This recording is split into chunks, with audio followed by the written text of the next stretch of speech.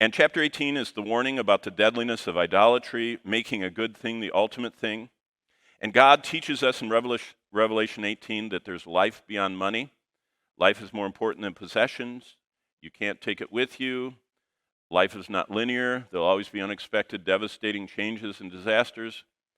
And there are no disappointments for the Christian, only the appointments of God. Those are kind of the devotional topics of the book of Revelation.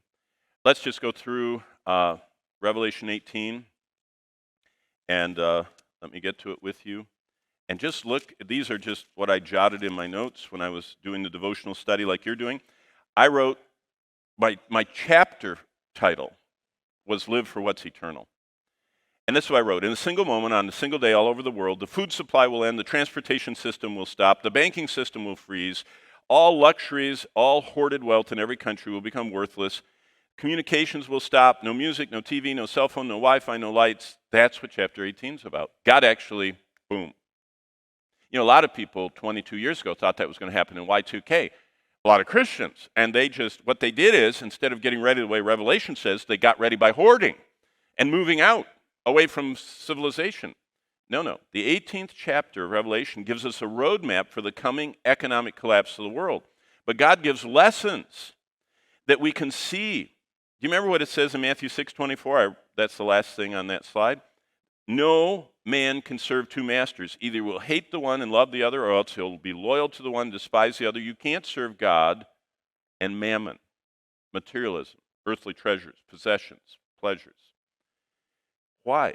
Jesus condemns it. That's what the first 3 verses are about. Revelation 18. After these things, I saw another angel coming down from heaven, having great authority, and the earth was illuminated with his glory. Remember, we already talked about no New Testament angel is Christ, okay? He doesn't show up in the New Testament. In the Old Testament, there are Christophanies, Theophanies, angels of the Lord, not in the New Testament. So always know it's someone other than Jesus, even though, like I said, angels exceed anything we're even able to comprehend. This angel is lighting up the earth. That's an amazingly powerful creature, but it's not Christ. And he cried mightily with a loud voice, saying, Babylon the great is fallen, has become a dwelling place of demons. This is very negative. A prison for every foul spirit, a cage of every unclean and hated bird. What it says is, when you get involved in Satan's infection, which is materialism, you've got demons helping you or tempting you, if you're a believer, shooting fiery darts. And so Jesus condemns worldliness. The first lesson is worldly possessions can't buy spiritual life, but they can buy spiritual death. Remember, Jesus talked more about money than any other topic. And he talked about money, and basically he said, money is the monitor of your heart. Not how much you have, how much you want it. It's the monitor of your heart. And this scene in Revelation 18 depicts Matthew 16:26. That might be what the loud voice of verse 2 is.